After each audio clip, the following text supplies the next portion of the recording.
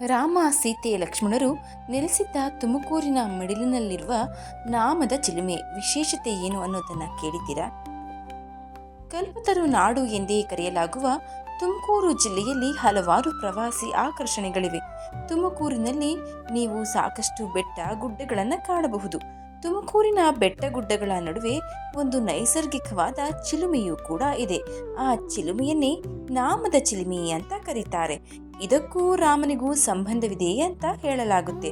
ಬನ್ನಿ ಸ್ನೇಹಿತರೆ, ಹಾಗಾದ್ರೆ ಇವತ್ತಿನ ವಿಡಿಯೋದಲ್ಲಿ ರಾಮನಿಗೂ ತುಮಕೂರಿಗೂ ಇರುವ ಸಂಬಂಧವಾದ್ರೂ ಏನು ಅನ್ನೋದನ್ನ ತಿಳಿದುಕೊಳ್ಳೋಣ. ನಮಸ್ಕಾರ ಸ್ನೇಹಿತರೆ, ಎಲ್ಲರಿಗೂ ಮಾನು ಮನೋಜ್ ಕನ್ನಡ ಯೂಟ್ಯೂಬ್ ಚಾನೆಲ್ಗೆ ಸ್ವಾಗತ. ನಾಮದ ಚಿಲುಮೆ ಇದು ಕರ್ನಾಟಕ ರಾಜ್ಯದ ತುಮಕೂರು ಬಳಿಯ ದೇವರಾಯನ ದುರ್ಗ ಬಳಿ ಇರುವ ಒಂದು ನೈಸರ್ಗಿಕ ವಸಂತವಾಗಿದೆ. ಬೆಂಗಳೂರಿನಿಂದ ಸುಮಾರು 80 ಕಿಲೋಮೀಟರ್ ದೂರದಲ್ಲಿರುವ ನಾಮದ ಚಿಲುಮೆಯು ತುಮಕೂರಿನಿಂದ ಬರೀ 14 ಕಿಲೋಮೀಟರ್ ದೂರದಲ್ಲಿದೆ. ತುಮಕೂರಿಗೆ ಹೋಗುವ ರಸ್ತೆಯಲ್ಲಿ ಬೆಟ್ಟದ ಬುಡದಲ್ಲಿದೆ ಈ ಚಿಲುಮೆ. ಸಂಜೆ ಸಮಯದಲ್ಲಿ ಸಾಕಷ್ಟು ಜನರು ಇಲ್ಲಿಗೆ ಭೇಟಿ ನೀಡುತ್ತಾರೆ.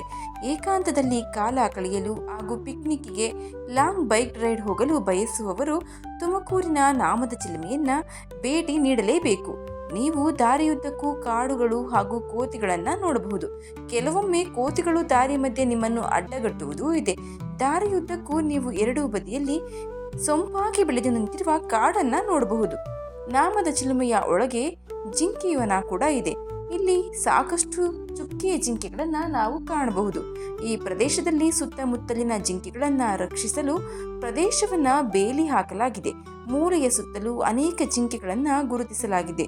ಇಲ್ಲಿನ ಹವಾಮಾನವು ಸದಾ ಆಹ್ಲಾದಕರವಾಗಿರುತ್ತದೆ. ನಾಮದ ಚಿಲುಮೆ ಅಲ್ಲಿನ ಶಾಂತ ವಾತಾವರಣಕ್ಕೆ ಪ್ರಸಿದ್ಧವಾಗಿದ್ದು ಒಂದು ದಿನದ ಪಿಕ್ನಿಕ್ಗೆ ಸೂಕ್ತವಾದ ತಾಣ. ಇನ್ನು ಈ ಸ್ಥಳದ ಇತಿಹಾಸ: ರಾಮ, ಸೀತೆ ಮತ್ತು ಲಕ್ಷ್ಮಣರೊಂದಿಗೆ ವನವಾಸದ ಸಮಯದಲ್ಲಿ ಇಲ್ಲಿಯೇ ಇದ್ದರು ಎಂದು ನಂಬಲಾಗಿದೆ. ರಾಮನು ಹಣೆಗೆ ತಿಲಕವನ್ನ ಹಚ್ಚಲು ಎಲ್ಲೂ ನೀರು ಸಿಗದಿದ್ದಾಗ ಅವನಿಗೆ ಬಂಡೆಯೊಂದು ಕಾಣಿಸುತ್ತೆ. ಆ ಬಂಡೆಗೆ ಬಾಣವನ್ನ ಹೂಡ್ತಾನೆ ಶ್ರೀರಾಮ. ಬಾಣವು ಬಂಡೆಗೆ ತೂರಿಕೊಂಡು ರಂಧ್ರವನ್ನ ಮಾಡಿ ಅದರಿಂದ ನೀರು ಹೊರಚಿಮ್ಮಿತು. ಹಾಗಾಗಿ ಈ ಸ್ಥಳವನ್ನ ನಾಮದ ಚಿಲುಮೆ ಎಂದು ಕರೆಯಲಾಯಿತು. ಅಲ್ಲಿಂದ ಹೊರಹೊಮ್ಮಿದ ನೀರಿನ ಚಿಲುಮೆಯಿಂದಾನೇ ಶ್ರೀರಾಮ ತಮ್ಮ ಹಣೆಗೆ ನಾಮವನ್ನ ಅಂದರೆ ತಿಲಕವನ್ನ ಧರಿಸಿದರು. ಆ ಕಾರಣದಿಂದ ಈ ಸ್ಥಳಕ್ಕೆ ನಾಮದ ಚಿಲುಮೆ ಎಂದು ಹೆಸರು ಬಂತು ಎಂದು ಹೇಳಲಾಗುತ್ತದೆ. ಯಾವುದೇ ಬರಗಾಲಕ್ಕೂ ಸಹ ಈ ನೀರು ಬತ್ತೋದಿಲ್ಲವಂತೆ. ಇಲ್ಲಿಂದ ಹೊರಬರುವ ನೀರನ್ನ ಪವಿತ್ರ ನೀರನ್ನಾಗಿ ತೀರ್ಥ ಎಂದು ಜನರು ಸ್ವೀಕರಿಸುತ್ತಾರೆ. ಇಲ್ಲಿಗೆ ಬರುವ ಭಕ್ತರು ಈ ಸ್ಥಳವನ್ನ ಪೂಜ್ಯ ಭಾವನೆಯಿಂದ ಕಾಣ್ತಾರೆ. ಈ ಚಿಲುಮೆಯ ಬಳಿ ನೀವು ರಾಮನ ಪಾದದ ಗುರುತನ್ನು ಸಹ ನೋಡಬಹುದು. ಈ ಚಿಲುಮೆಯನ್ನ ಪ್ರಸ್ತುತ ಅರಣ್ಯ ಇಲಾಖೆ ಸಂರಕ್ಷಣೆ ಮಾಡ್ತಾ ಇದೆ. ಹಾಗಾಗಿ ಪ್ರವಾಸಿಗರು ಈ ಚಿಲುಮೆಯನ್ನು ಹಾಳು ಮಾಡದಂತೆ ಬೇಲಿಯನ್ನ ನಿರ್ಮಿಸಿದ್ದಾರೆ. ಜಿಂಕೆ ಉದ್ಯಾನವನವು ಪ್ರವೇಶಕ್ಕಾಗಿ ಅತ್ಯಲ್ಪ ಶುಲ್ಕವನ್ನ ವಿಧಿಸುತ್ತದೆ. ವಯಸ್ಕರಿಗೆ 10 ರು ಹಾಗೂ ಮಕ್ಕಳಿಗೆ 5 ರು ಪ್ರವೇಶ ಶುಲ್ಕ ವಿಧಿಸಲಾಗುತ್ತದೆ. ಜಿಂಕೆಗಳ ನೈಸರ್ಗಿಕ ಆವಾಸ ಸ್ಥಾನವು ವಿರಾಮ ತೆಗೆದುಕೊಳ್ಳಲು ಮತ್ತು ಕುಟುಂಬದೊಂದಿಗೆ ಪಿಕ್ನಿಕ್ ಅನ್ನು ಆನಂದಿಸಲು ಉತ್ತಮವಾದ ಸ್ಥಳವಾಗಿದೆ.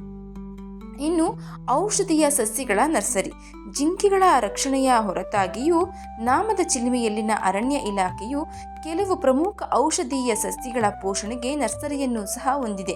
ಸುಲಭವಾಗಿ ಗುರುತಿಸಲು ಪ್ರತ್ಯೇಕವಾಗಿ ಬೆಳೆಸುವ ಸುಮಾರು 300 ಬಗೆಯ ಔಷಧೀಯ ಸಸ್ಯಗಳನ್ನು ಈ ನರ್ಸರಿಯಲ್ಲಿ ಬೆಳೆಸಲಾಗುತ್ತದೆ. ಈ ಔಷಧೀಯ ಉದ್ಯಾನವು ಶುದ್ಧ ಆಯುರ್ವೇದ ಔಷಧಿಯ ತಾಜಾ ಸುವಾಸನೆಯನ್ನ ಹೊಂದಿರುತ್ತದೆ. ಇನ್ನು ನಾಮದ ಚಿಲುಮೆ ಬೆಂಗಳೂರಿನಿಂದ 80 ಕಿಲೋಮೀಟರ್, ತುಮಕೂರಿನಿಂದ 14 ಕಿಲೋಮೀಟರ್ ದೂರದಲ್ಲಿದೆ. ಈ ಸ್ಥಳ ದೇವರಾಯನ ದುರ್ಗಕ್ಕೆ ಹೋಗುವ ದಾರಿಯಲ್ಲೇ ಬರುತ್ತದೆ. ಹಲವಾರು ಬಸ್ಸುಗಳು ಈ ಮಾರ್ಗದಲ್ಲಿ ಚಲಿಸುತ್ತವೆ. ಆದ್ದರಿಂದ ನಾಮದ ಚಿಲುಮೆ ತಲುಪುವುದು ರಸ್ತೆಯ ಮೂಲಕ ಕಠಿಣದ ಕೆಲಸವಲ್ಲ. ನೀವು ತುಮಕೂರು ತಲುಪಿದರೆ ನಾಮದ ಚಿಲುಮೆಗೆ ಆಟೋ ಅಥವಾ ಟ್ಯಾಕ್ಸಿಯನ್ನ ಬಾಡಿಗೆಗೆ ಪಡೆದು ಹೋಗಬಹುದು. ಒಟ್ಟಾರೆಯಾಗಿ ಈ ಸ್ಥಳವನ್ನು ತಲುಪಲು ಅಗತ್ಯವಾದ ಸೌಲಭ್ಯವನ್ನು ಕರ್ನಾಟಕ ಸರ್ಕಾರ ಒದಗಿಸಿದೆ. ಅತ್ಯುತ್ತಮವಾದ ಈ ಸ್ಥಳವನ್ನು ವೀಕ್ಷಿಸಲು ಜನರು ಕಾತರದಿಂದ ಕಾಯ್ತಾ ಇರ್ತಾರೆ. ಒಂದು ದಿನದ ವಾರಾಂತ್ಯದ ಬಿಡುವಿನ ವೇಳೆಯಲ್ಲಿ ಈ ಸ್ಥಳ ನಮ್ಮ ಮನಸ್ಸಿಗೆ ಆಹ್ಲಾದವನ್ನು ಉಂಟು ಮಾಡುತ್ತದೆ. ಸ್ನೇಹಿತರೆ, ಯಾರಾದರೂ ತುಮಕೂರಿನ ಕಡೆ ಬಂದಿದ್ದರೆ ನಾಮದ ಚಿಲುಮೆಯನ್ನ ನೋಡಿಕೊಂಡು ಹೋಗಲು ಮರೆಯದಿರಿ. ಈ ಮಾಹಿತಿ ನಿಮಗೆ ಇಷ್ಟ ಆಗಿದ್ದರೆ ದಯವಿಟ್ಟು ಶೇರ್ ಮಾಡಿ, ಲೈಕ್ ಮಾಡಿ. ವಿಡಿಯೋ ಬಗ್ಗೆ ನಿಮ್ಮ ಅನಿಸಿಕೆ ಅಭಿಪ್ರಾಯವನ್ನು ಕಮೆಂಟ್ ಬಾಕ್ಸ್ನಲ್ಲಿ ತಿಳಿಸಿ. ಚಾನಲ್ನ ಇನ್ನೂ ಸಬ್ಸ್ಕ್ರೈಬ್ ಮಾಡ್ಕೊಂಡೆ ನೋಡ್ತಾ ಇದ್ರೆ ದಯವಿಟ್ಟು ಸಬ್ಸ್ಕ್ರೈಬ್ ಮಾಡಿಕೊಂಡು ನೋಡಿ. ಧನ್ಯವಾದಗಳು.